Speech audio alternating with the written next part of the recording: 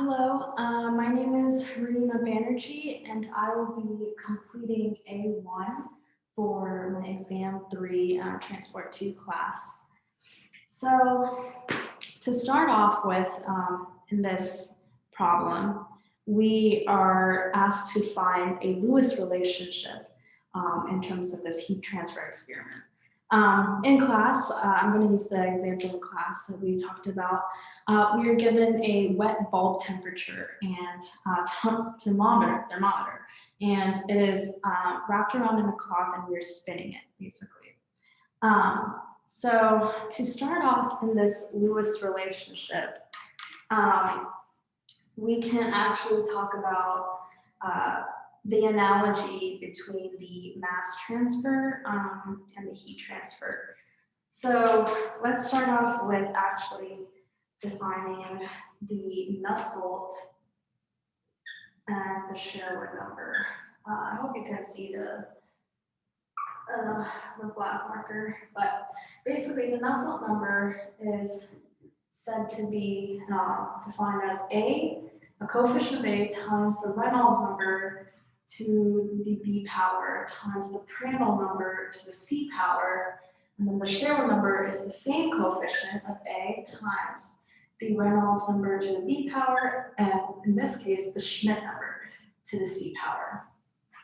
So let's also define what the definition of the Nusselt and the Sherwood number is. So the Nusselt number is actually the heat transfer coefficient times diameter, so some length, over the thermal conductivity by K, defined by K. And then the Schmidt number is actually mass transfer coefficient, Kc, times the diameter or some length, over the diffusion of A and B.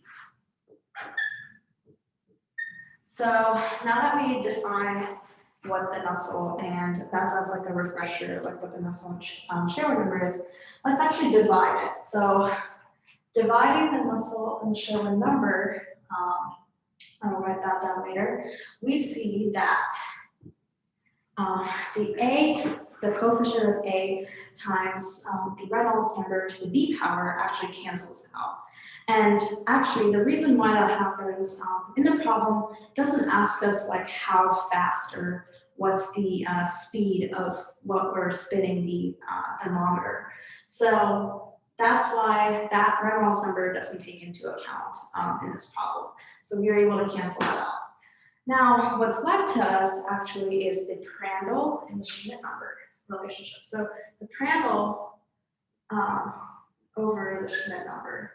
So that actually, well, actually, let's write out what this is. So the Nusselt over the Sherwood number before I go on is actually it's the heat. So if we, in this case, the diameter cancels out, so we can write that as heat transfer coefficient, and then times the diffusion of AB over K, Kc. Okay, so this is the thermal conductivity and the mass transfer coefficient. So now we can go on and see the Prandtl over Schmidt relationship now is the only thing left after canceling out the coefficient of A and the Reynolds number. So in this case, actually, let's write the definition of the Prandtl number. So the Prandtl number is actually kinematic viscosity over the thermal diffusivity. And then the Schmidt number is the same thing, kinematic viscosity over the diffusion of A and B. So diffusion of A and B. So if we were to put the Prandtl and Schmidt number over each other, the kinematic viscosities cancel out, and then we get actually diffusion of A and B over the thermal diffusivity. So now what does that mean? So this comes into now a mnemonic term called the Lewis number. So the Lewis number is defined by actually 1 over the Lewis number. If we were to do the Schmidt number over the Nusselt number, then we would just get the Lewis number. But in this case, it's just 1 over the Lewis, the inverse of the Lewis number. And that can also be defined as the diffusion of A and B times the density times the heat capacity over the thermal conductivity.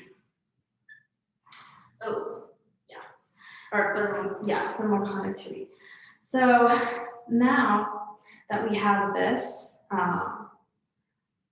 this can actually lead us to further our Prandtl over Schmidt relationship. So what we're going to do next is actually put some values to this number. So I'm going to pause right here. I had to pause because I wanted to explain the second part of this problem in which we actually put in the values. So now what we are able to do is, so if we actually think about this problem real quick, in this problem, in this experiment, we have, it's an air-water system, right? So air is is around this water, and there is some moisture as well. So, and subsequently the water is evaporating and transport is actually in the air. So this can tell us that there is a heat transfer component, there's convection happening, and then there's in the surface, there is it's saturated with water vapor, and that's where the mass transfer is happening. So in this whole system, there's also a moisture air content, and that is what these values mean. And this is what these values mean, and it gauges us to actually put some values to these numbers in terms of this experiment that we're talking about. So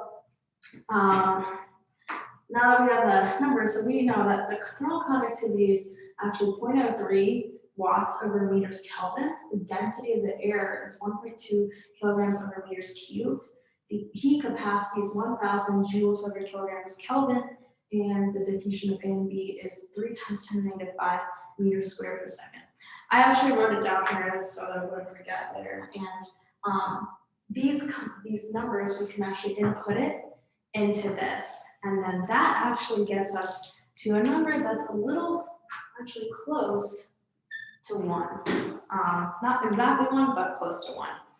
And I'm not going to put it all in and equate it, but it comes to actually a little bit to 1. So that means the 1 over Lewis number here is actually equal to 1. And now we can let's go back to this Nusselt over Sherwood relationship. Nusselt over Sherwood relationship is equal to heat transfer coefficient times the diffusion of A and B over the thermal conductivity times the mass transfer coefficient, right? So notice that that is actually equal to, like how we just defined here, 1 over the Lewis number to the C power, right? Because remember that the Prandtl, we're left with the Prandtl over Schmidt number to the C power, and that is equal to the 1 over Lewis number to the C power as well, which we already found out what the Lewis number is. So if we further the Prandtl over Schmidt relationship, that actually tells us, though, this DAB, so the diffusion of A and B over the thermal conductivity,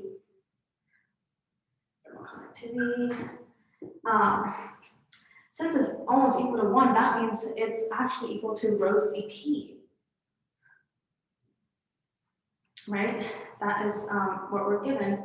And then we can say that the heat transfer coefficient over the mass transfer coefficient is actually equal to 1 over rho Cp.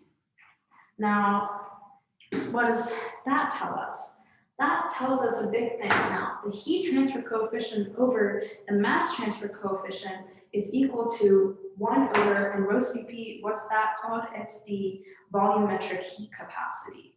So we used the Lewis relationship and defined the Lewis relation to find out that the heat transfer coefficient over the mass transfer coefficient is equal to 1 over the the volumetric heat capacity, which is something that will be very useful and really relates to this heat transfer experiment that we explained here.